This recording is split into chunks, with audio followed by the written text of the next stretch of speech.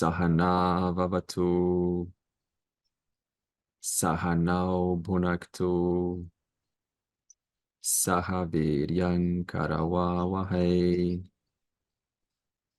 tejasvinavadhitamastu, ma vidvishavahe. Om Shanti, Shanti, Shanti. So let's go into the revision of last week, and we are on chapter 1. Chapter 1 is generally covering the Mahabharata, not in detail, but it's just generally giving context to leading up to chapter 2. So we're not exclusively putting time on chapter 1 so much. However, since it is still a wonderful conversation and opportunities to talk about life in general, so I'm not going to kind of just, plow right through chapter 1. So it's fine because it's got a lot of worldly, relatable things, and you need to understand how Arjuna is coming to the place that he's at. So it's not like you get through chapter 1 and then just go straight to the teaching, because the teaching will talk about Arjuna. But if you and I have not connected to Arjuna, then whatever chapter 2 onward starts, then that character, Arjuna, you won't have that right connection with him. So this is why we need to build up that connection. And so if you're kind of thinking, these stories are not relevant to me, well, it's not necessarily about stories. I can talk about any story, the three bad wolves, the three pigs, the Pinocchio. You just bring me whatever story you want. It's the morals that we can extract and have and open up a conversation through the stories. Otherwise, you start to sort of criticize the stories, but it's not the stories. You need some template through which a conversation, a dialogue can open up. In fact, all Upanishads, the source of the knowledge, is through a dialogue form. Okay. So chapter 1, verse 7 to 9, last week we said that Duryodhana has highlighted who are the warriors on his side to his teacher Drona. And he had a slip of tongue which revealed his anxiety. He was putting up a sense of a veneer in front of the world. That is, I'm okay, I am composed, I have no, I know what I'm doing. And so through this, it's hard to hide your true intentions, because if you have a conversation and the other person's careful and they're listening to you, your true intentions will come out through what you say. So it profits us to develop listening skills, because by listening to the individual, what they say and what they mean, they're usually two different things. What we say is on the surface, that is the effect. For example, I say to you, I am not connecting to the story. And if I kind of stay at your level, then I'm going to discuss, well, maybe we could change the stories, maybe we could, hurry up or something like that. But what I'm actually hearing is you're not connecting to what the underlying story is, which is story of life. So it's not a story of Mahabharata, it is a story of you and I. So in that sense, I could understand, this individual could be, I'm not entirely sure, because we cannot quite tell what. This individual is perhaps resisting the story of life and then finding ways to, one of the three things, which is either to project on the teacher if something's not working out, project onto the teaching, that means the story is too old, it doesn't apply nowadays, or to project onto yourself. One of these three options are usually what accounts for the resistance in any kind of philosophy or wisdom. So when it comes to projecting onto yourself, it's very common. The person will say, I'm not good enough for this. I'm not kind of born in this culture. This is out of my times. This is for old people. I am too old for this. I used to be paying attention before. Now I am not able to pay attention. So the person will create some story to explain out their projection onto oneself. And you have to be careful, because this is what we call self-sabotage. Self-sabotage is a psychological condition where I am subject to certain narratives, silent, unconscious narratives that are dragging me back to my old self. And because it's comfortable in that old self, because I have a certain security, a certain connection with people in my old self, I will unconsciously find ways to sabotage my success in the present. So then the person will say, well, I am not successful. And then you ask them why? Well, because the economy is not good, because there are too many scammers out there, because it's not so easy to make money nowadays as it used to. But these are all surface level reasons. The real reason is because I'm not really connecting and doing what has to be done. I'm finding kind of reasons to to be comfortable in my old self. So the person has to be very careful. Where could I be sabotaging myself, thereby denying myself the prosperity, the growth that I deserve? This is a question that we need to ask once in a while, because there are these silent, unconscious programs from childhood, from society, from media, from someone that hurt you a long time ago that you don't even remember.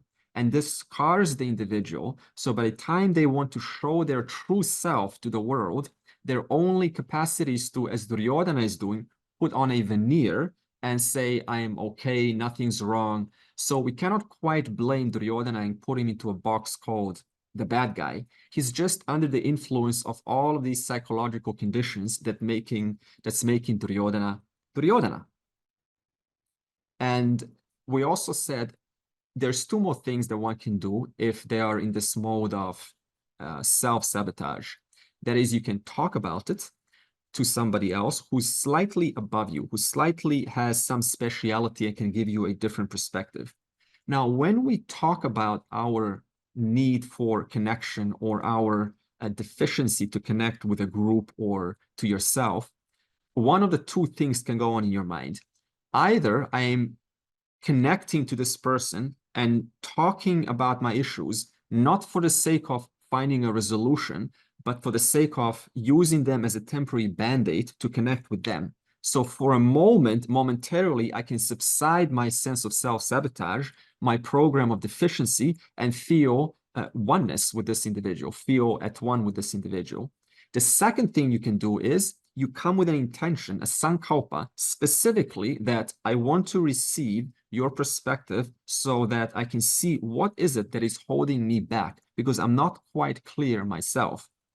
And there was one story where I was quite surprised myself when I used to go to one of the retreats with my teacher in Rishikesh. And what happened was I found myself, even before that, all of that time, whenever I stayed in a group with a bunch of people, 20 or 30 people, I would feel like enthusiastic for the first 1 or 2 days. And then on the third or fourth day, I would start to slowly kind of tune out and disconnect from the group. And I thought, oh no, here it is. It's happening again. I went through this so many times. You consciously know you've gone through it, and it's happening right before you. You're literally witnessing yourself slowly tuning out. And I tell you, this was so annoying. It happened so many times, and I just didn't have an opportunity to actually look into it until that seminar, that retreat. I said, no, I am tired of this. This is pulling me back. It's holding me down. I am no longer willing to settle for this self-sabotage. So what I decided to do is go to the other extreme, total vulnerability. I started to talk to individuals with a specific intention. I want to receive your perspective. And it wasn't easy, because it's not so easy when you identify with this character of, your self-competent, successful individual, and you suddenly have to lower your guard and say to someone in your group, I'm feeling ashamed of myself, embarrassed. I'm not connecting. I'm switching out. I'm lost of words. I don't know what to say anymore. All of that enthusiasm is just gone by me. It's nowhere to be seen. Several individuals, not every, but several individuals in my group, I said this to. And the kind of receptivity and accommodation that I received was totally unexpected, because I have never done something like this before. And there was one psychologist who offered me invaluable advice, and that he said, Andre, first acknowledge it. And what you're doing now, you're actually acknowledging it. You're speaking out. And second, correct thing that you're doing is you're speaking out with the intention of transforming this once and for all. So this is a good start that you're doing. Speaking out, acknowledging what I'm experiencing, and have the capacity to accurately describe what you are experiencing. Because just to experience one thing, but unable to quite describe what you're experiencing, then you need to ask someone, if that is possible, to help you out, get these words, because we often feel the stuckness. It's in this like this brewing, this little murky mud in there, and I'm unable to see through it, but I know it's there. You know it's there. It feels there's something there. So we come forward with this kind of intention. I don't know what is in me, but something is in me. And then someone can help you out a little bit to take that out of yourself. Because if it stays in there and the individual is unable to accept their relative self, what is there to say about accepting your absolute self, that you are the whole? Think about this. Hey, I can't even accept this one individual, and I want to accept I am Brahman. I am all that is here. How, see the logical inconsistency? Brahman, it doesn't exclude anything. It includes you totally, completely. So Duryodhana is unable to accept his self, his relative self, and the only way that he's able to deal with this is by putting on a facade, a veneer. And his way is to show this macho bravo, you know, this bravado, right? This I am the thing here, and I am you know, the warrior, and I'm going to get this done. But it denies you self-growth. And then in verse 10, he talked about, very simple verse. He says that Bhima, on the other side, his greatest threat. In verse 11, he shares his strategy to win the war by protecting Bhishma, the grandsire, on his side. And then, because Bhishma was killing so many, we said last week, there was a plot to kill Bhishma, and that is to go over and actually ask him, how do I kill you, sir? Can you tell me your secrets to being killed? And then Bhishma was so kind to tell his secrets to being killed, and therefore Arjuna was able to be successful. Now, it's kind of it's a fun thing to say, but at the same time, it's very unusual how Arjuna went about it, because it's the last thing that you would probably think in a real world scenario. So it shows you how you have to think outside the box, because sometimes we're kind of stuck in these norms, societal norms. Well, you know, he's not going to be receptive to me, but you have to take the courage to do something slightly different that you haven't done before. And you will be surprised, as in the case of my retreat mode, how people will receive you, and they will offer you a solution that actually works. So in this manner, Arjuna composed himself with his brothers and says, we need to think of a solution. We need to think outside the box, how we haven't thought outside the box before. And Krishna happened to be on their side, who represents a discerning buddhi, intellect. He was there to offer them this suggestion, and they followed it. So this means it's one thing to pray and do your japa, and do your sankalpa, and do your puja, and go to the temple. But it's something else to follow up on what you prayed and what you asked for. Just praying, you're not going to have a bag of money magically fall from the sky. If you're praying for security of artha, or security of, you know, just a discerning mind, you're not going to suddenly magically be blessed with a discerning mind one fine day. You have to follow it up. What does it take to have a discerning mind? What does it take to have a sharp mind? You can do many things. You can learn a new language, have some hobbies, some painting. You can engage in you know, fun communication activities. You can challenge yourself with new games. All of these things are indicative of having a sharp mind. So how does the Lord, how does Ishvara truly bless you? Ishvara blesses you when not only do you ask, but you also have to have your own effort involved. Two things, Ishvara Kripa, and second of all is your own self-effort.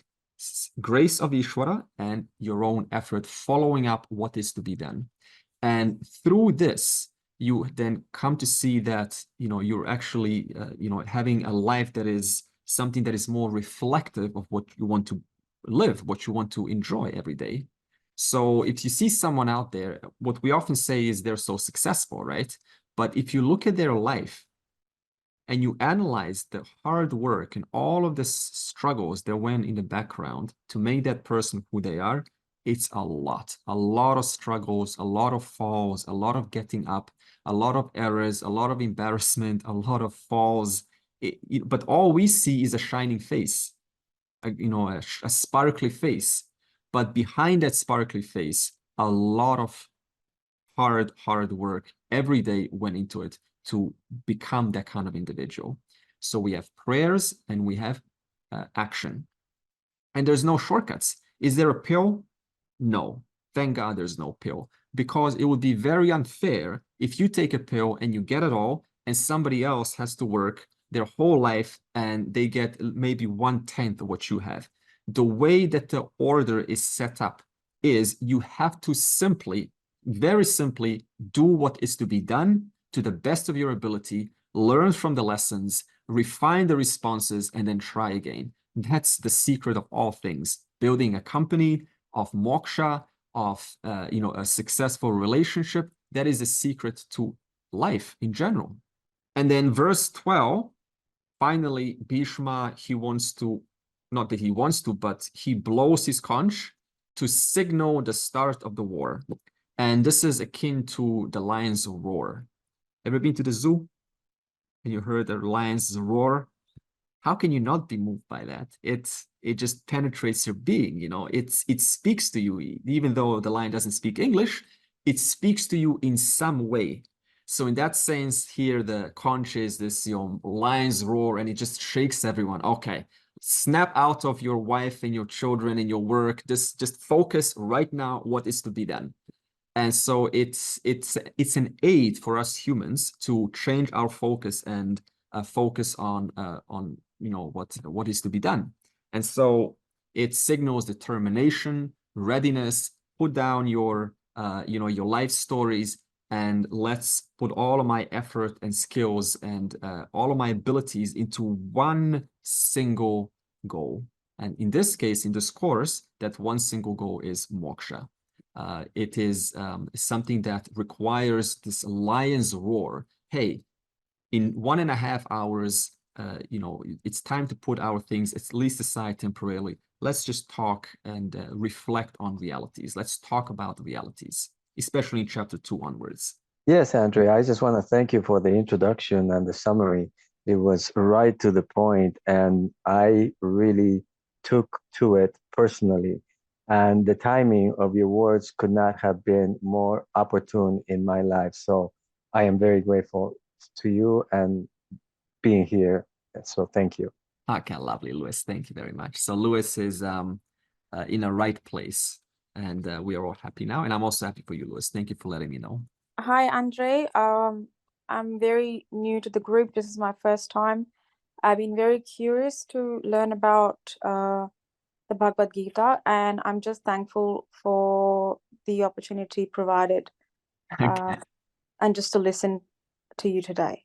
Okay, no problem. And the lovely thing is we're still taking this easy in chapter 1, so we haven't missed much. We're just kind of revising Mahabharata story.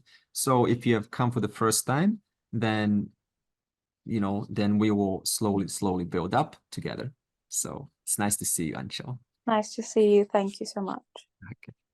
Andre, just on the Mahabharata, just reflecting on the purpose of it with the characters, I think also it's not just looking at those characters as part of ourselves, but it's also seeing the appropriate way and the inappropriate way that we deal with those archetypes in our life, and also the way that we deal with those archetypes in ourselves. And I think because you can see a lot of flaws in how that archetype clashes with that archetype in the wrong way. And there's some life lessons in that. And I think probably ultimately it's Krishna that sort of shows the way that it's logic and intellect that is the key to successfully dealing with yourself and successfully dealing with the people around you. Yeah, and Krishna also shows us that you need an indicator, because intellect cannot think properly without an indicator, and that indicator is your emotional response regarding situations. So as I said some other time ago, if your emotional capacity is not in tune, that means if you don't have empathy for yourself and someone else, then it's very hard to know what is to be done right now. Because if my body is telling me one thing, such as a common thing is you go to someone's house and they give you a plate of food, and your stomach says enough, right? Enough. And they say, no, no, no, have more, have more. And you say, no, no, no, I don't want any more, I'm full. No, no, no, come, have more, have more. And then you succumb to that. So it seems like a very innocent thing, but actually what you're doing is your body is telling you, no. That is Ishwara's program saying, no, this is a fact. But then you choose to use the intellect and you override that program. And so what that trains the body to do is that your Ishwara's indicator is not worthy of being heard. So next time something subtler comes, because food is very gross, it's very palpable, something subtler comes, and the body is trained to say, well, what's the point of, you know, shouting my with a clarion call, what is to be done, because he's not going to listen to me. So it's very innocent, but so like this, what I feel right now, I have to look into, could this be some of my own pressures, which are not quite keeping with reality, or could they be something that's true that needs to be actually done? Now, I know someone's going to ask, how do you know whether it is your personal thing that is causing some emotion, or whether it is actually true to the moment, whether it is pure? See, it again, you have to look at how do you feel after you have done that action? Do you feel like guilty? Do you feel like some conflict in you? Do you feel integrated? Or do you feel it's like, no, I am completely fine having done this?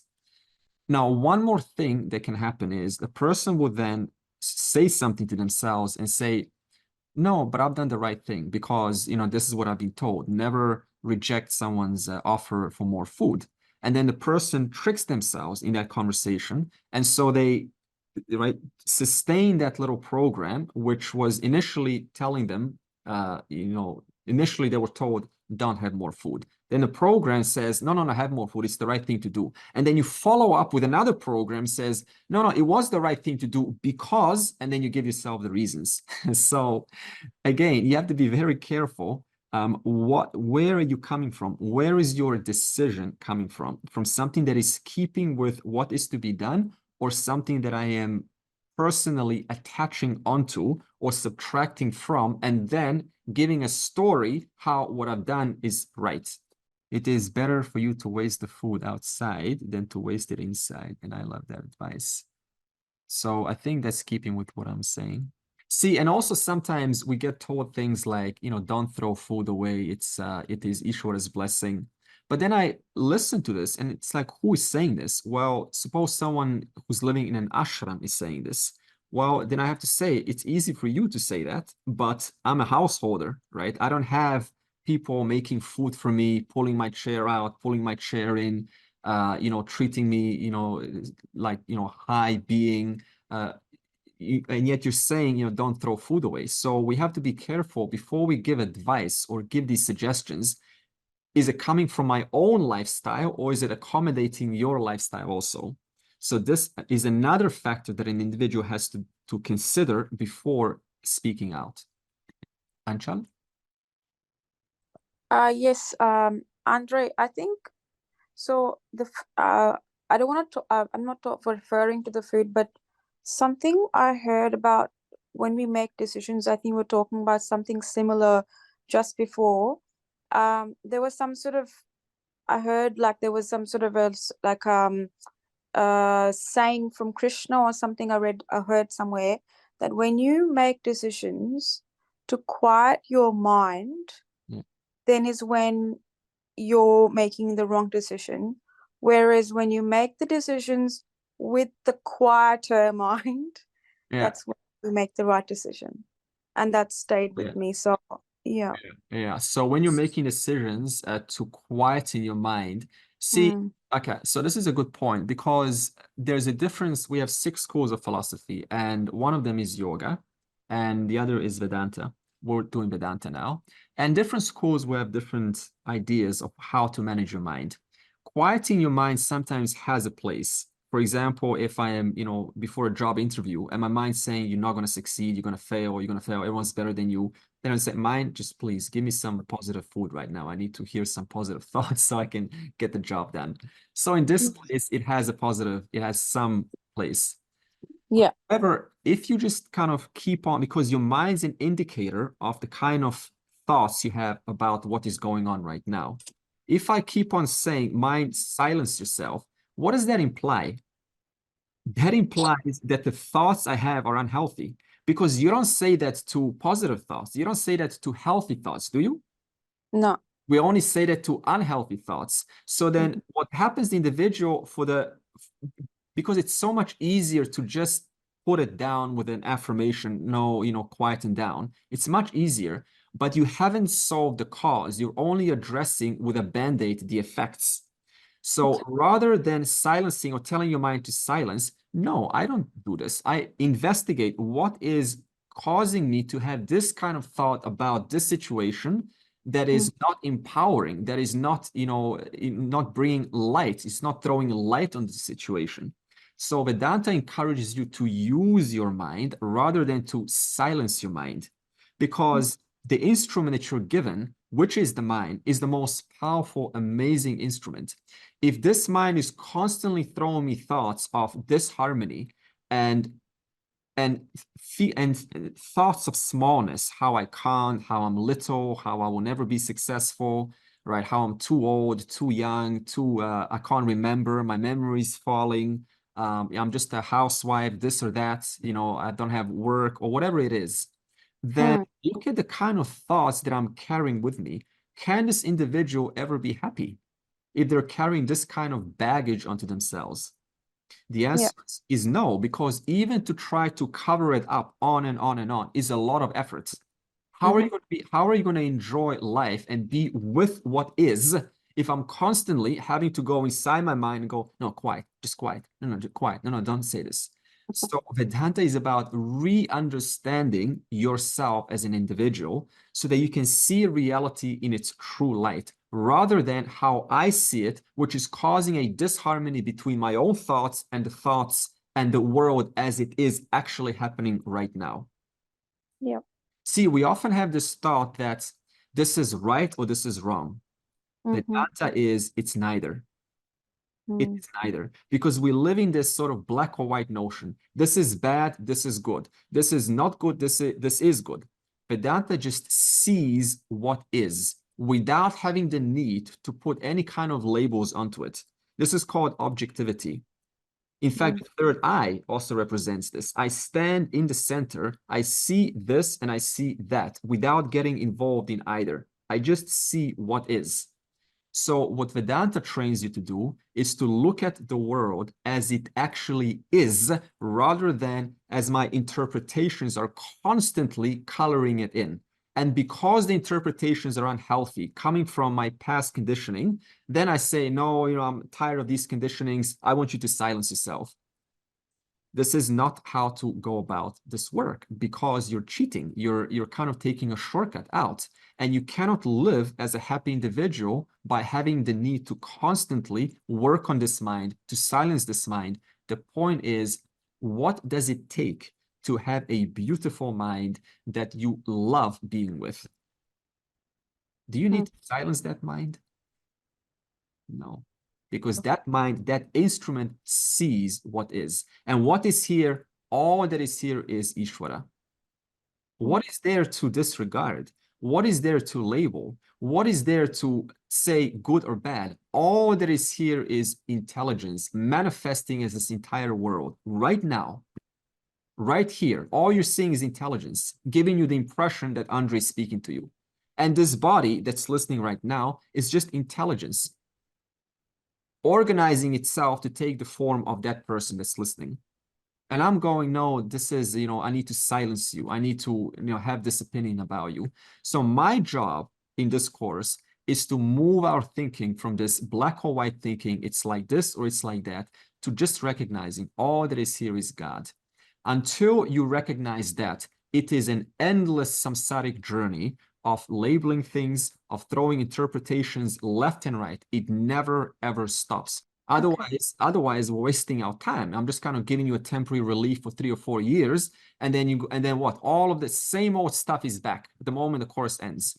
That's not a real teaching. A real teaching is the one that lets you see the whole reality from which you, the inquirer, are not excluded from. And that reality is you right now. So what is there to silence? Who are you silencing? If it's just one Ishvara appearing as all this, this is my job throughout this course. And this we will go through the methodology as we go into chapter 2 onwards. Okay. So did I chant? No. Tatach shankascha bherascha panavanakago mukhaha sahasaivabhyas hanyanta sa shabdastu mulo bhavat. Hi, Andre. It's my first time joining the class, so maybe this is something you'll cover as we go. But one question I had is that this is very interesting when you said that Vedanta is to look at the world as it is, rather than seeing it from your own personal traumas or past emotions or your limiting beliefs. My question is that as someone who's in psychology, that's very difficult because that takes a lot of work. But how do you have that indicators in life where people around you still have those limiting beliefs and that's how they're seeing that perspective, but you're trying to get past that? How do you have any indicators that shows, okay, you're at that, you're getting there, you're getting at that level where you're not letting your past mistakes or trauma guide you through, but it's your own inner voice or your old soul's journey that's taking care of it now? Right. So if I'm getting the question right, because you're putting a lot of information, how do I recognize whether what is happening right now is my own distortions changing, altering what is going on? Yeah, more also like my perspective is not being driven by my past anymore or my past limiting beliefs, but I'm able to kind of get past them and see the world, like you said, as it is. Right. So one indicator is if I'm operating from my own personal notions, my own distortions, then I will feel some resistance with what I am experiencing right now. I feel some kind of a resistance, not wanting to be there completely. A common example is, you go to a party or friends and you're there and there's a conversation going on, but you're not involved, right? You're unable to connect yourself. Now, if you look at the kind of thoughts that are going on right now in that moment, what if you could amplify them on a loudspeaker? Number one, would those other people appreciate those thoughts? And number two, would you be surprised by them? Would they have been kind of the thoughts that you've had before? Suppose, yes, you would be surprised by them. Then the question is, what kind of thoughts would they be? Well, perhaps something like, this is boring. This is not my area of speciality. I don't want to be here. I could be doing something better. I'm here for too long. I have to get my stuff done. So look at this. All of these thoughts. Are you with the moment? Are you with the moment? Yeah, that happens with me a lot. Yeah, I relate because this is a common thing. So in other words, why am I throwing all of these thoughts right now in this moment when there is actually a group of people with whom I have an opportunity to connect with, and actually there's so many things I can establish in common with. I can ask them, what are some of the mistakes that you've made in your life that has caused you to relook at life and transform you in such a way that it made a huge impact? What are some of the lessons that you've come along the way that have been dramatically impactful in your life? I can connect on that. And yet I'm stuck in this program that's not only disturbing me, but it's also not connecting with the environment. And so the other person feels that, and they start to take it personally, like, oh, he's not connecting with me, she's not connecting. So now I'm boring. So now I affect them also. So in other words, because I'm going in a situation without, number one, knowing what is it that I value, Do I even know what I stand for? Do I know where I shine? If I don't know where I shine, then that person who doesn't know is going to go to the party and they're not going to know what place can they contribute? Where do I actually contribute? So in other words, I have to understand, where do I stand in this world? What is my place? Where do I shine? In that mode, I can come anywhere and I will shine without having these unnecessary things about, oh, this is boring, this is not for me, this is... Why are you there in the first place? Because if you are really connected to your core, what do I stand for? What do I value? Where do I belong? You're not going to find yourself in that place in the first place, number one. And number two, even if you do find yourself in that place, if you are assertive, you will say, look, right now, this is not working for me. I choose to go home. Being assertive. That's called self-love. The other option is, no, I'm just going to stand here because it's the right thing to do. It's the social norm just to stand here and not kind of engage.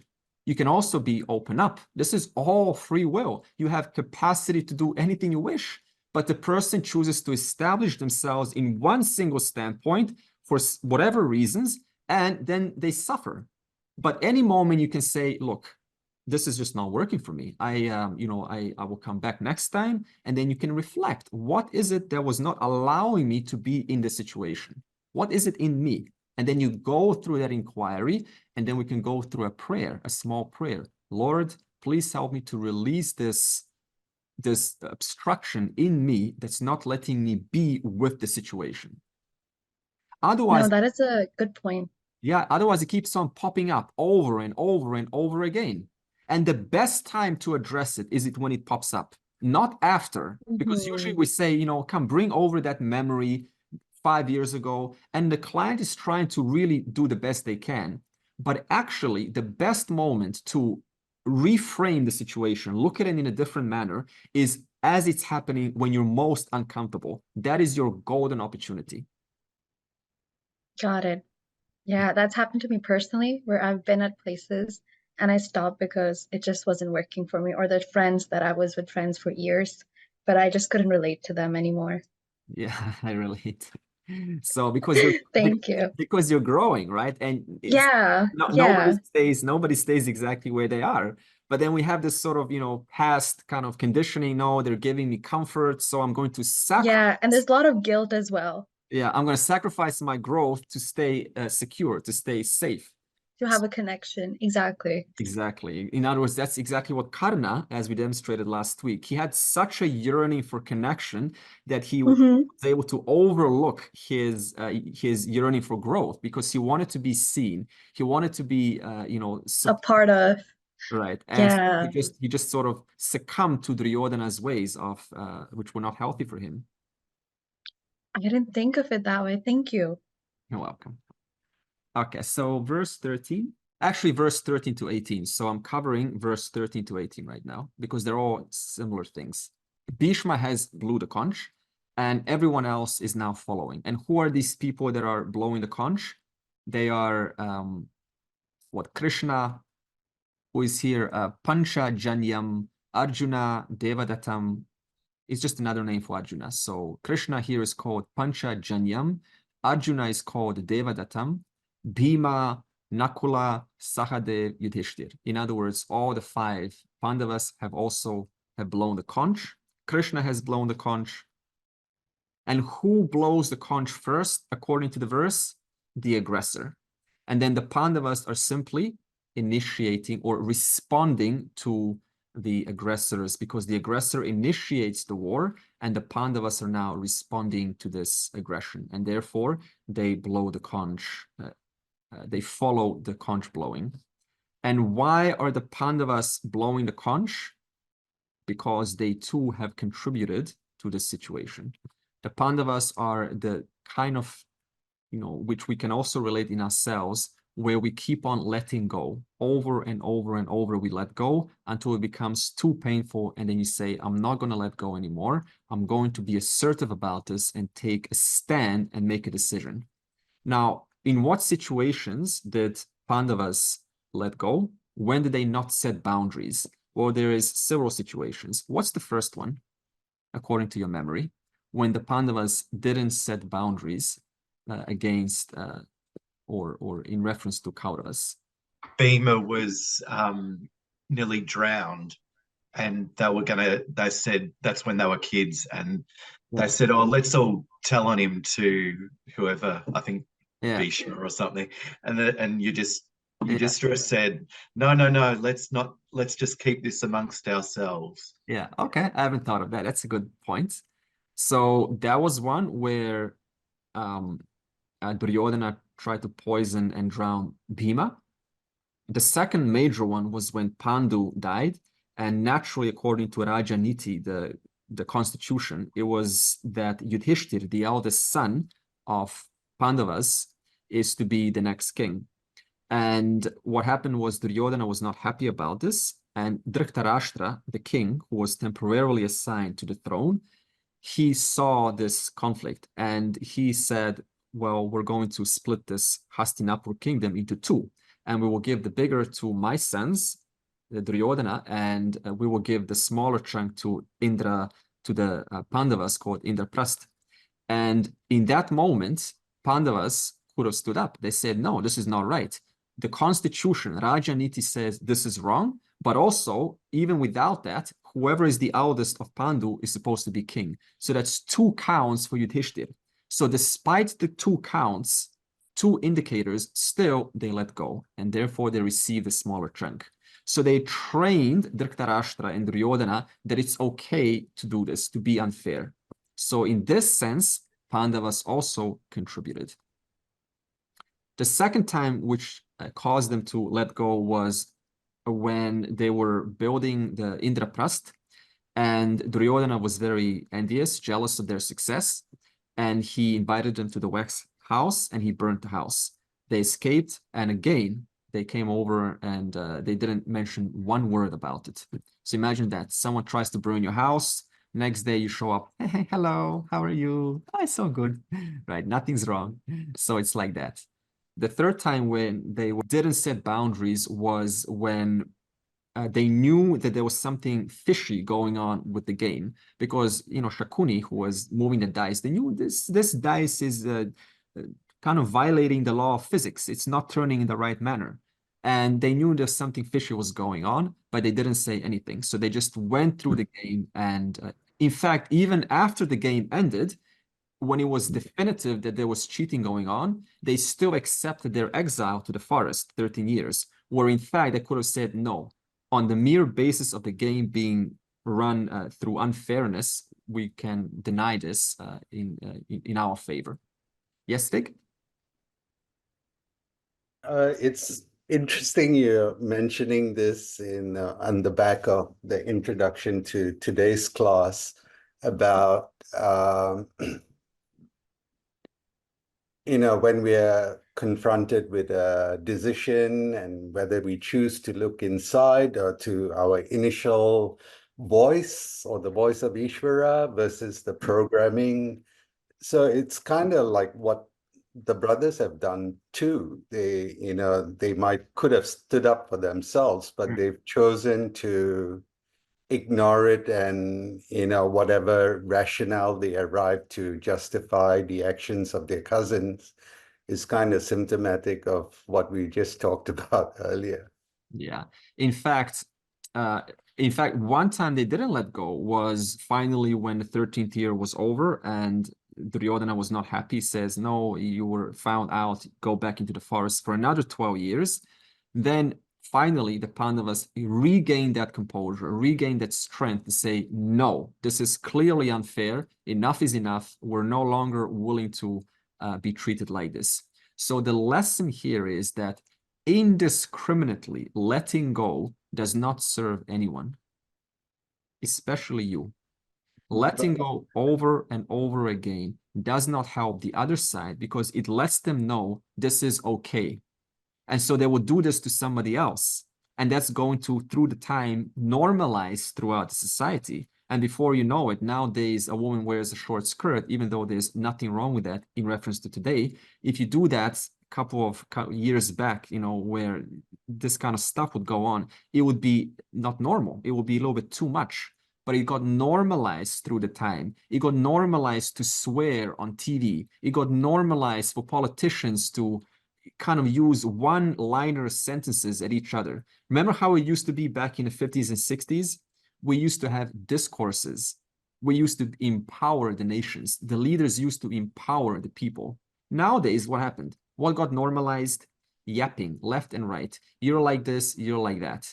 Is this normal? According to being normalized, it's normal now. But you can see what happened, how the society degenerates the more we indiscriminately let go of what is to be done. So in other words, what Krishna is showing you here is that I need to look at the larger picture. If I let go, how will this affect variables unseen? Will this potentially have positive impact on the variables in the future? Or will this come back to me in some unfavorable way? I have to keep that in mind. If I don't keep that in mind, then it's very easy and tempting to go for what we call preyaha, path of easy and quick and very pleasant, versus shreyaha, path of hard but necessary. It's hard, but it's important. It is hard, but it has tremendously positive impacts in your life in the future.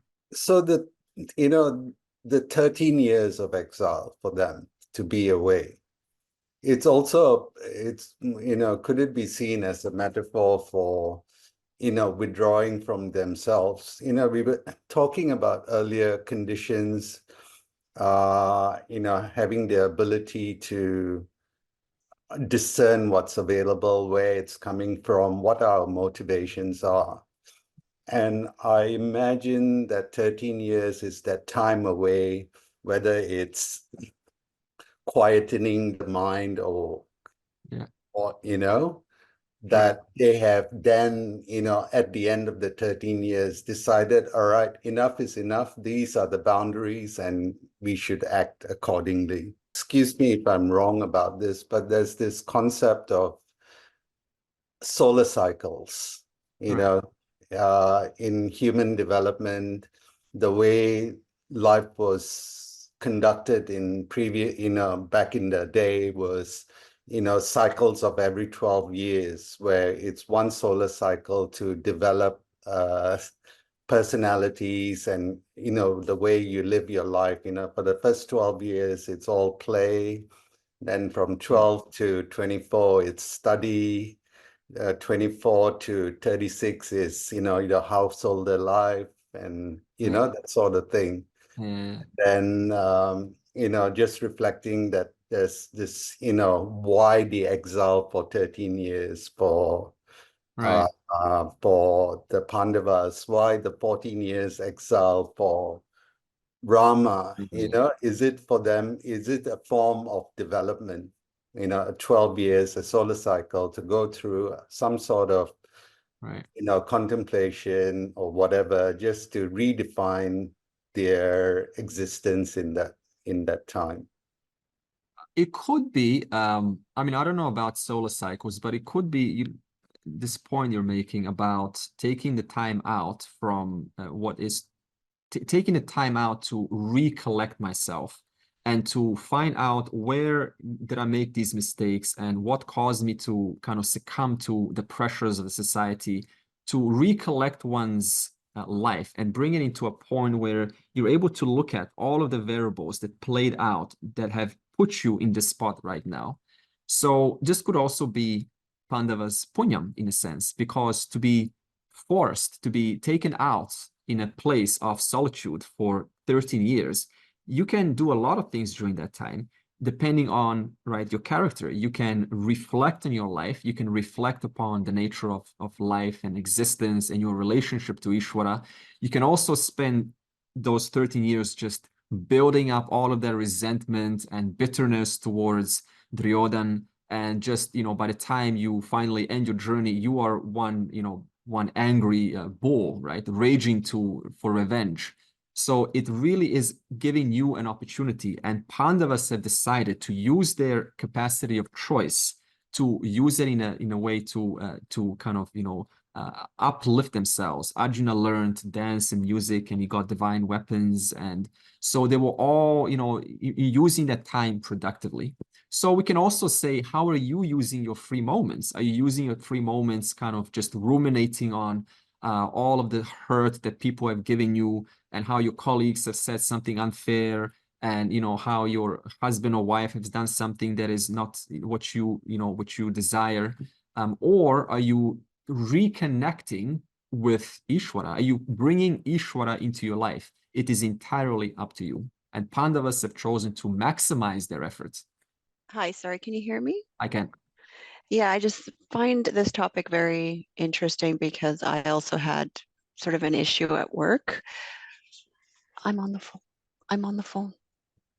And sorry, it's my daughter. So where you mentioned setting boundaries and not just taking things because it's the easy thing to do. Where I had a coworker that was a little aggressive towards me and in some of the feedback that she was giving me. And to go back to what you said, my initial reaction was really clouded by my past experiences with that type of, trauma and stuff from my past. And so I was really very much clouded by that. But then eventually when I kind of sat back and after a couple of days realized that, maybe her delivery is wrong, but what she's saying does have some truth in terms of like improving the quality of my work. However, I also do need to still set boundaries and let her know that, that I appreciate your feedback, but I'm finding your tone a bit aggressive. Is there anything you could do to change that? So I think you can do both, which is really difficult to even get to that point, because sometimes our past experiences, traumas can really create like this fight or flight freeze reaction, right? Where you're just contracted and you don't know what to say. And I'm glad I didn't say anything at that when it happened. It took a couple of days for me to reply. So I just think, it's interesting that this is coming up in this class today, because it's funny how these things are all sort of interrelated. And they are interrelated in the sense that, again, this is real life situations. And I totally relate to you because Leela, right? Leela. Okay. Lila or Leela, right? It could be one of those. It's Layla. Leela, okay. Layla, yeah. Leela, okay. I've also had a situation like that where I found myself at a very challenging spot of someone just not liking me, just having this sort of projection. And I found it very confronting. And, I did the best I could, just remain professional without kind of, losing myself into this. And all throughout, I retained this professionalism, right? Just doing what is to be done, having this tone of, I'm here as a teacher and I'm here to give the teaching. This is not about me. This is not about anyone. I felt energy of a dislike without even knowing one thing about you. Look at this. Someone's coming to you with a harsh tone, with a disregarding tone, and they don't know anything, one thing about you as a human being. They don't know your struggles. They don't know your pains. They don't know your charity work. They don't know all of your contributions, all of your hard work to study, to reconnect with the truth. None of this. You have years, decades of life behind you. And someone just like this says, just puts you into a box, a little box. So you have to be in this moment, be careful not to be scarred by this, because it's very easy to take it personally and find a fault in you as a result of your past conditioning, because we all have some scars from the past, and those scars tend to trigger themselves and just amplify in that moment. So in that moment, I have to be very careful to look at this objectively, because this person too could be under the influence of their own projections. Yes, it's true. They could be also saying something that is partially right.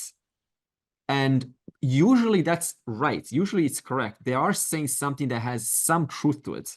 But I also have the capacity to accept this in a way that I can look at it as an opportunity to look in myself by taking, and at the same time, taking out that part where it triggers all of this smallness in me.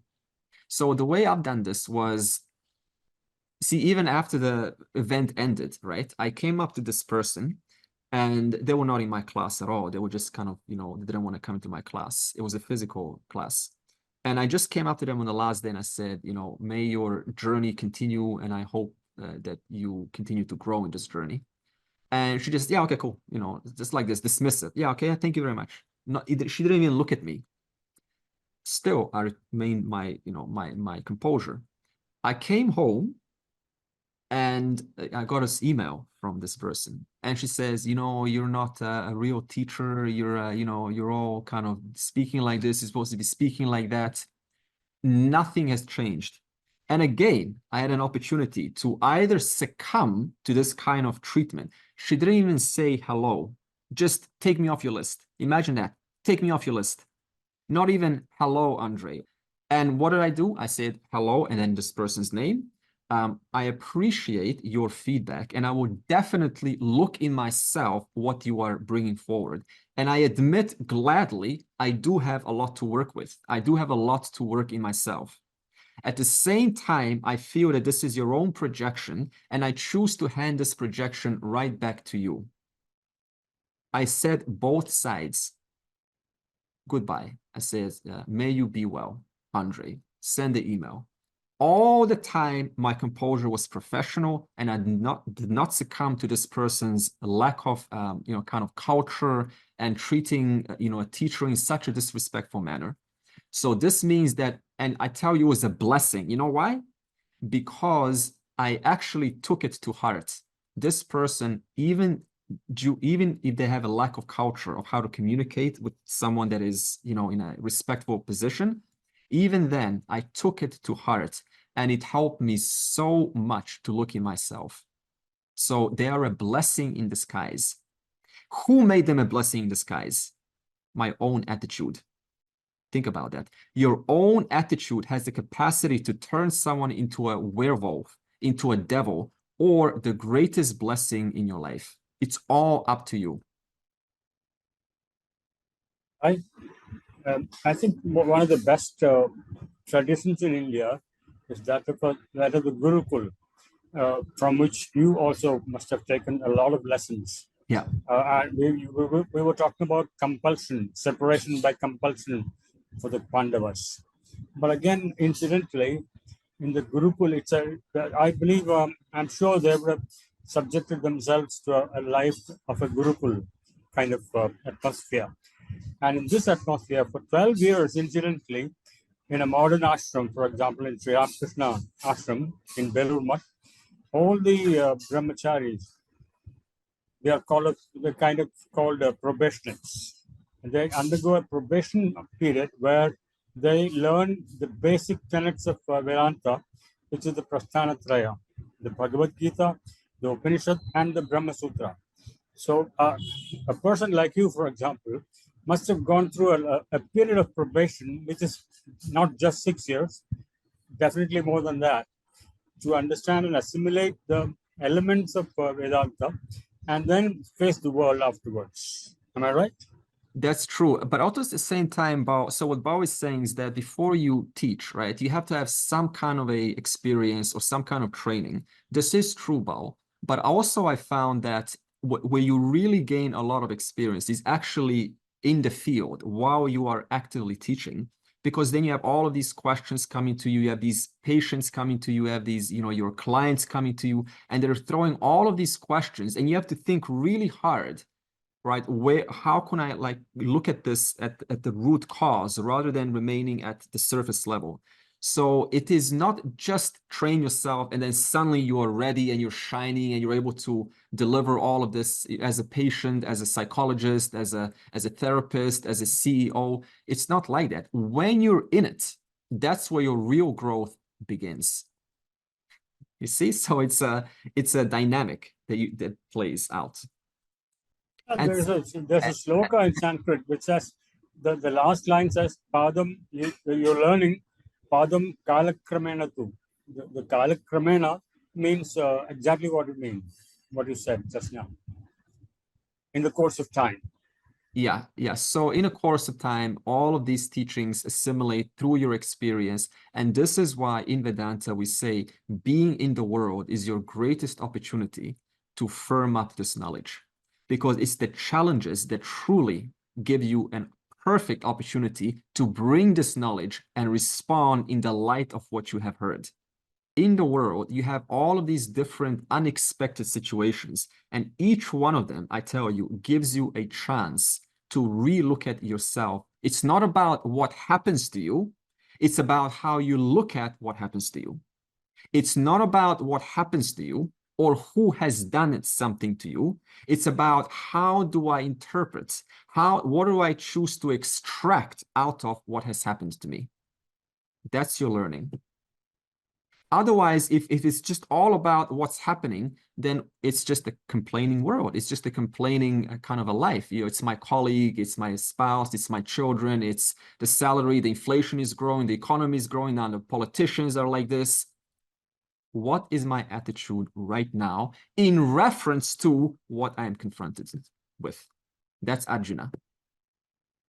Taking responsibility, taking accountability for how you feel, how you interpret, how you think. That's a responsible human being. Manushya, thinking being. So far, Sanjaya has reported to Dhritarashtra, because remember, Dhritarashtra asked, what is happening on Kurukshetra? And Sanjaya has reported, and he says, Duryodhana is going to Drona and is reporting who's on his side and the strategy for how to win the war. And he's also had a slip of tongue by revealing his anxiety. So all of this was mentioned. Now, the verse wants to speak about what has all of this reporting had on Dhritarashtra. What kind of, what has it made Dhritarashtra feel? So in other words, Dhritarashtra heard all of this reporting that Sanjaya has told him, and now he's going to feel something about it. Let's see, verse 19.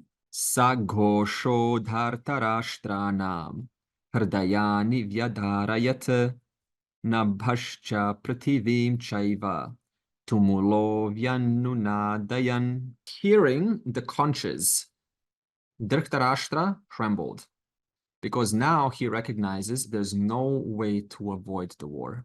Dhritarashtra's bubble has finally popped.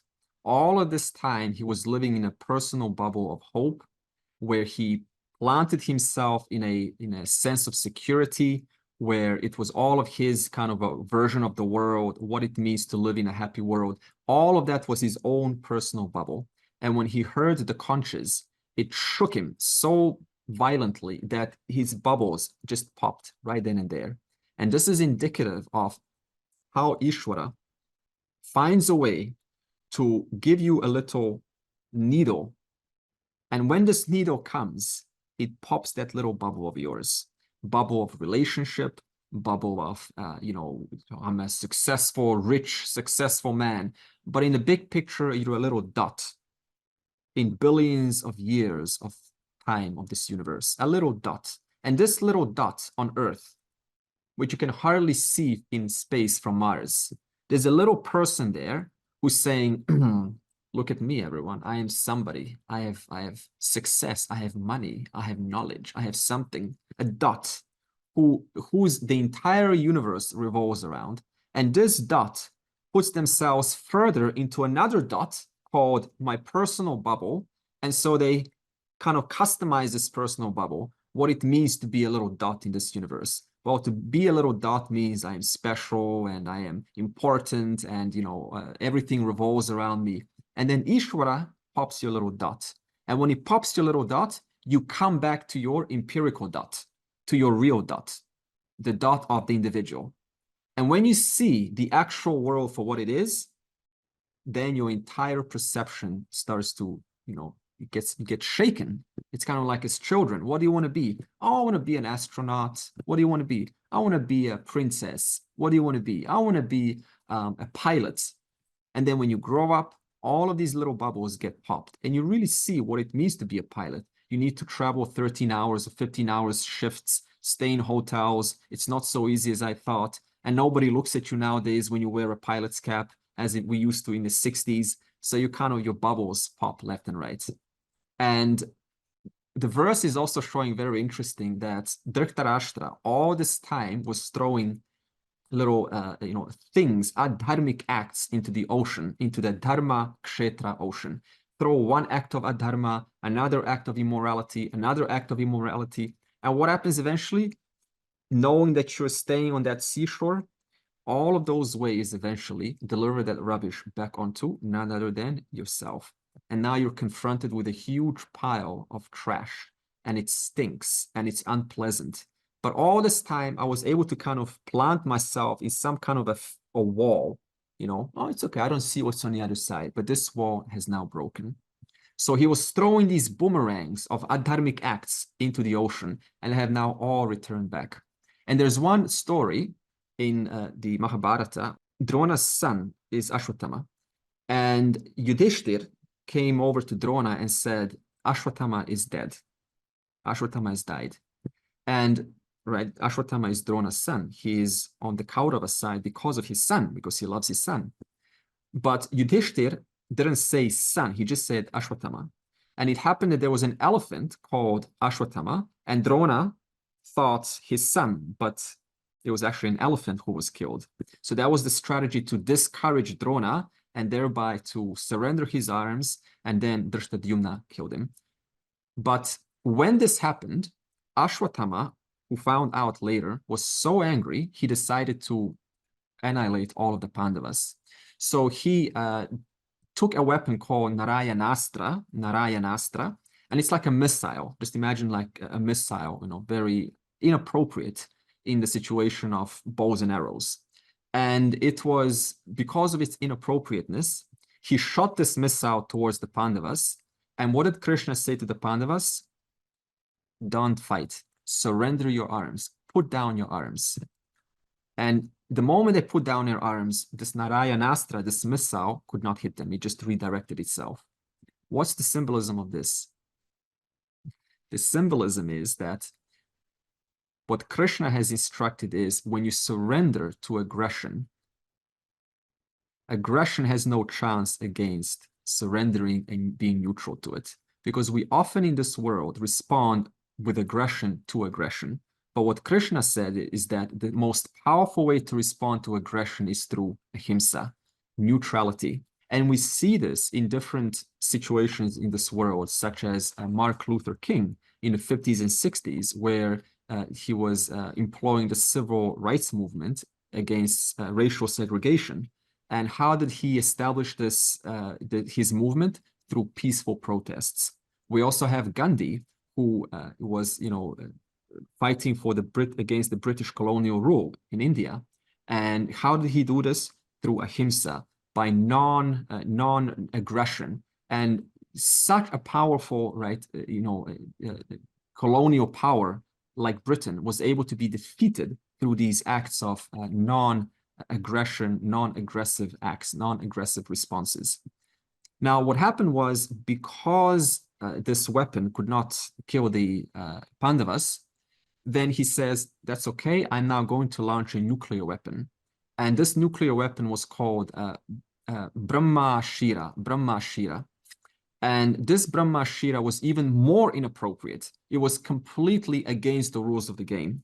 And the rishis, who represent the rules of the game, says, no, this is not right. Do not use this weapon, because we all came together on earth to have a reasonably collective, universal ethics, right? There are certain boundaries that you just don't cross. You don't just take someone's life without just for no reason. You don't just, kind of take a woman and, rape her for no reason. When those boundaries get crossed, there are huge consequences.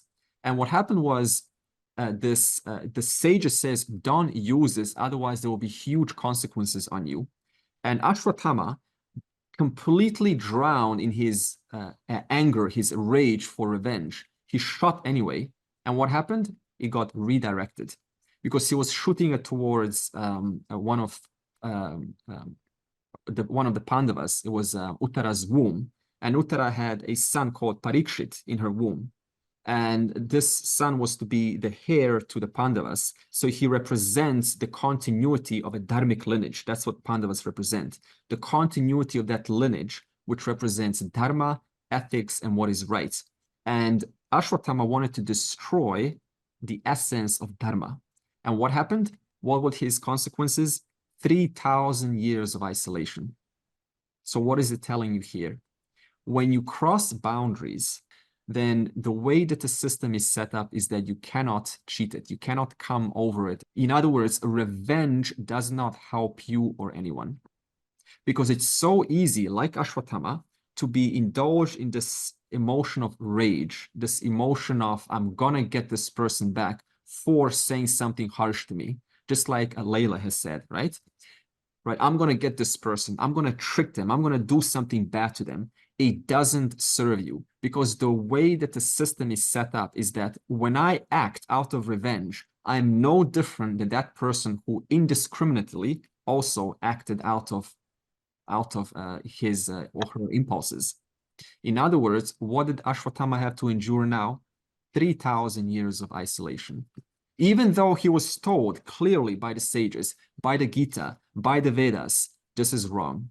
It's okay, that's the Vedas. It's got nothing to do with my life. That's just a story that was said once long ago. I'm independent individual. No, because Dharma is Sanatana. It's eternal. It always lasts. It's always equal. It always applies to all individuals. So in this case, what happened? That boomerang of indiscriminately having revenge for someone else came back to the individual. Right? It came back to Ashwatthama. In other words, it's a very nice example showing us that even if you're tempted to get them back, to say something smart, passive aggressiveness, or something to kind of show them, let me teach you a lesson. You cannot treat me like this. It doesn't help you at all. So far, what we have heard is what's happening on Duryodhana's side. Now, let's see, Sanjaya is going to explain what's happening on Arjuna's side. Now, what's going to happen is Arjuna is going to say something to Krishna.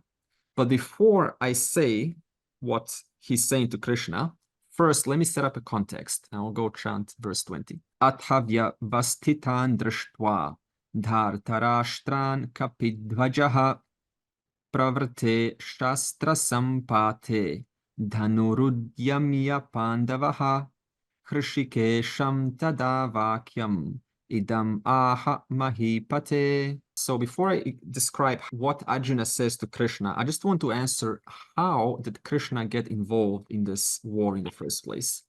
So when the negotiations failed, both Duryodhana and Arjuna went to Krishna, because Krishna also had his own little army, and they were asking him for help. And Duryodhana came in first and stood at Krishna's head, who was lying down and sleeping. And Arjuna came in later and stood at Krishna's feet. And when Krishna awoke, because he first saw, because his head was lying down, he first saw Arjuna, which is really interesting because this also is a lovely symbolism. What the head represents, where Duryodhana was standing, it represents the intellect. That means I want to communicate to you at the level of the intellect, which is fine. But at the same time, Arjuna was standing at the feet, which represent the foundation, humility. So I come to you with a sense of humility. I acknowledge that the feet represent foundation, that upon which everything else stands on. Your entire body is standing on your feet. Your entire life is supported by your feet. So in that sense, the feet represent the self, represent the reality. And so Arjuna was coming out of humility to address Krishna. And Krishna woke up and he says, because I saw Arjuna first, in other words, when you are aligned with the rules of the game, which is what the feet represents, humility, just basic humility, then who's in your favor? The entire universe is in your favor. The laws are in your favor. So that's why Krishna first saw Arjuna, because Krishna, right, he wasn't being biased towards Arjuna. Arjuna just happened to be aligned with the rules of the game by having humility.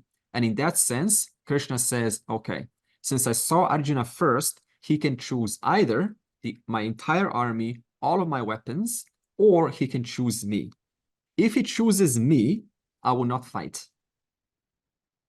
What do you think this represents? If he chooses me, I will not fight. What's the symbolism of this? You have to ask yourself first, what does Krishna represent? And what does it mean to say Krishna will not fight? Impersonal. Okay, so Michael said impersonal. Krishna represents Ishvara.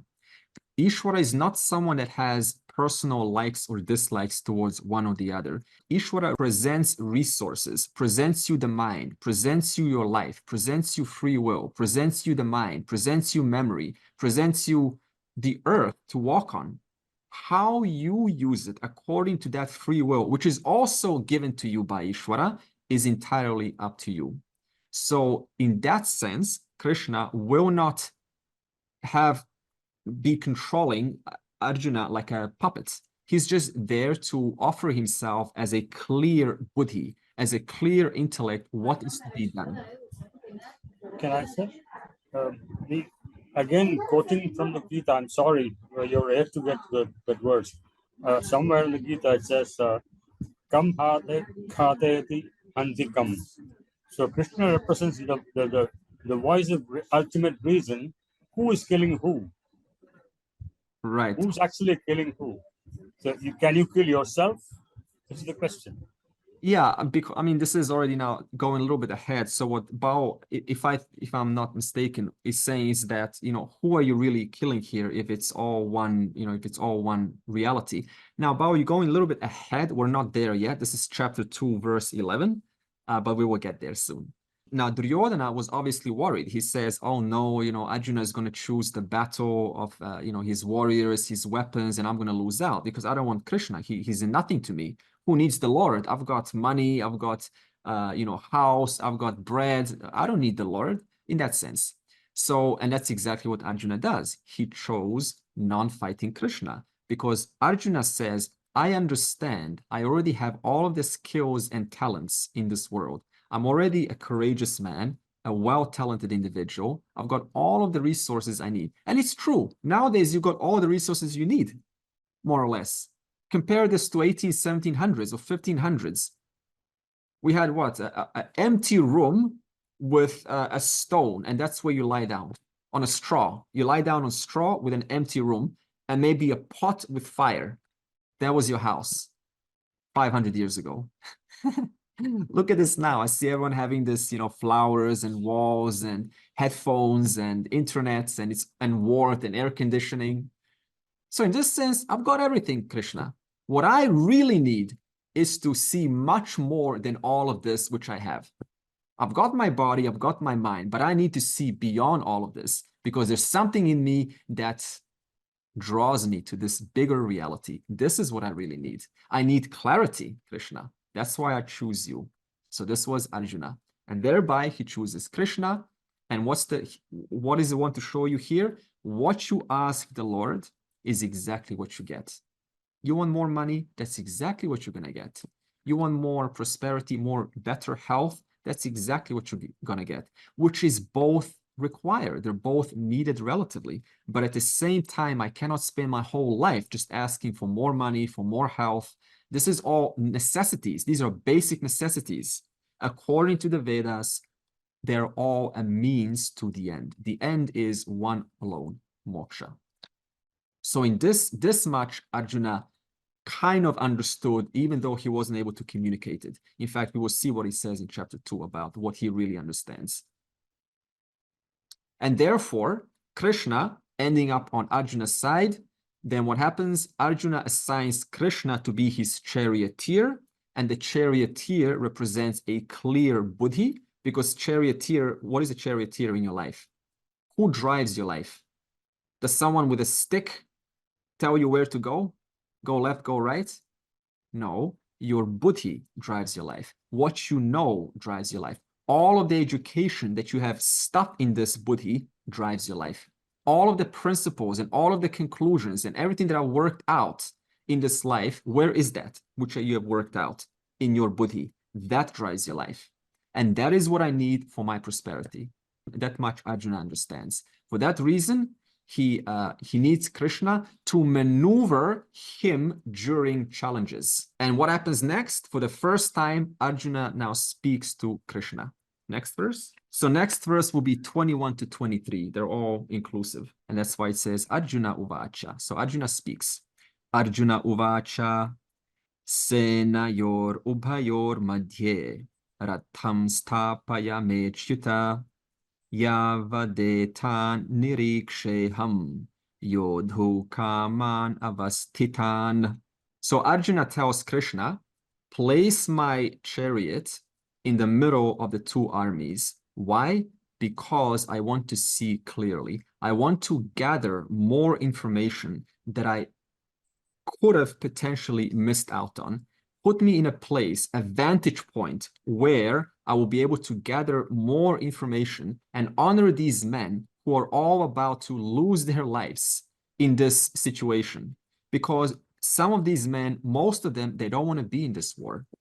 Just because someone's fighting in a war doesn't mean they want to be there, but they have to be there because of the, the country, the country requires you to come to a situation and you can't say no. So I want to come to a point in the middle so I can honor all of these men on the other side who will lose their lives, and also that I can look at what new information can I gather. This was Arjuna's strategy. What was Duryodhana's strategy in contrast? Duryodhana's strategy was to, firstly, self-reassure himself. How? By saying that all of these men have come from me. But is that really true? No. Many men come for different reasons. They have to, some of them are not really using their minds. They're just sort of showing up because they believe in a false vision. Others are forced to be there. Others are just told to be there by their friends. They were recommended to show up by their friends. Some of them have nowhere else to go, so they want to sort of have this brotherhood in one little family that we can all fight together. There's thousands of reasons why we show up in this class, why we show up anywhere. In that same way, I cannot say you're all showing up for me. You're all showing up for this or that reason. Life is not that black or white. And the second thing that I know, Vig, that Duryodhana did was his strategy was to protect Bhishma. So in this sense, what Arjuna wanted to do was to gain more clarity and see the moral implications of what is about to happen. Because you're looking at all of these families, all of these men in front of you. So you want to see what is actually going to happen. It's not so easy just to take a gun and just start shooting. At least if you are morally clear, if you're in touch with your morals. Andre, verse 20, when they talk about having Hanuman on the banner. Yeah. Okay, this is a story of itself. I will tell the story in 1 minute. Would you like to hear that? Yes, please. After the 13th year, right, before the war began, Bhishma was walking in the forest and he encountered Bhima encountered a monkey's tail, and the monkey tail was very heavy. So he arrogantly said to the monkey, move, I am a great Bhima, move from me, I want to go past. And Bhima and this monkey, Hanuman, says, no, I'm too old, can you move my tail? And Bhima could not. So no matter how hard he tried, he was kind of, embarrassed because he thought he was a big shot. And so he explained to Hanuman, he said, who are you? You're very, I cannot move you. I usually can move mountains, but I cannot move you. And Hanuman explained, I am the great Hanuman who used to fight with Rama. And so Bhima says, oh, so you are, you're actually a wise person. Can you come and help us? And Hanuman explained, no, I can't because I've already had my time. I'm old and you're young. But what I will do is I will support Arjuna. And how will I support him? By allowing him to show my face on his flag. So in the symbolic meaning is that Arjuna, when he was on the chariot, he had two people supporting him. He had the Lord and he had someone who was blessing him from a distance. So Hanuman was overlooking him, overlooking and blessing him from a distance. So in this sense, we all need people to bless us. In fact, in the Vedic culture, what kind of a relationship do you have with your elders? There's two things. Firstly, you blessed your elders. Why? Because your elders have gotten you to this point. There are grandfathers and grandmothers that you have never met who lived 500 years ago, and they went through great sacrifices because of which you are born right now, right here. You may not ever meet them, but they have done a lot of good works for you. And the second thing that you do is you ask for their blessings.